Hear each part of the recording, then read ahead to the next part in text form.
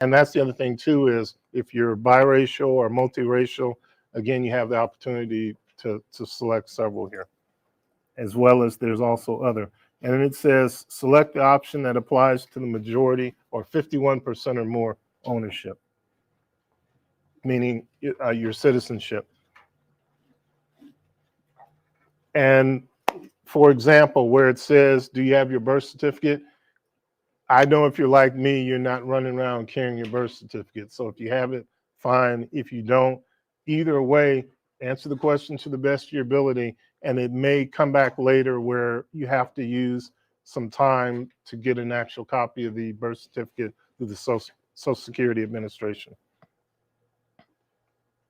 Next up is legal standing. And what they're doing here is now they're trying to get a feel for, you told us how you're structured, you told us who owns it, but let's make sure that, and several of you talked about this, in fact, I think it was Brittany was talking about having a business that is legitimate and making sure you've done the things necessary to be legitimate.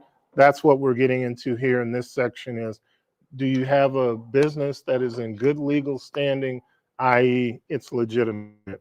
So you'll go through, answer these questions. As you see here, they're going to ask you things about your tax returns. Let's say you've only got 2 years and it's asking for 3. Again, do not self-eliminate yourself. Just say no, and then we'll follow up with you. And just know that we may have to circle back with you to either get transcripts through the IRS, or you may have to request something or go to your tax preparer, or if you do your taxes yourself, you may have to make it a priority.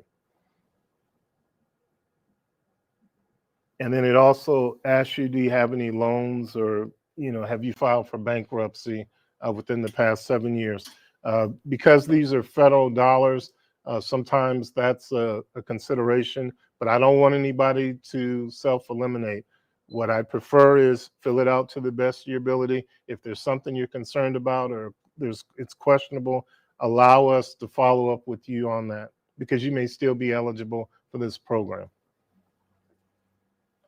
And then it asks you about your bank, do you have a bank? And you can fill that out, as well as it asks you some questions about your headquarters. And hopefully, I'm going through this, but hopefully the silence and the nodding is telling me that you've either already completed it or you're filling it out as we go. And then one thing it says is the business ownership in a trust. If you do have it in a trust, we may have to do some initial research just to make sure that I think it's called the trustee, the key trustee is a minority or someone that falls within those categories. But again, that's something we'll follow up with you about. The last section is the attestation and signature. And what this does is it has you commit to 2 things. Number one, that you fill the application out to the best of your ability, and you're saying you've been as truthful as possible about it.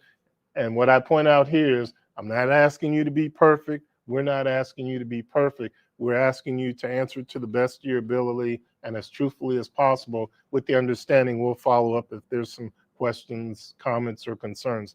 The other thing that we're asking you to commit to is 90 days. The next 90 days, please make getting your paperwork and your documents uploaded a priority.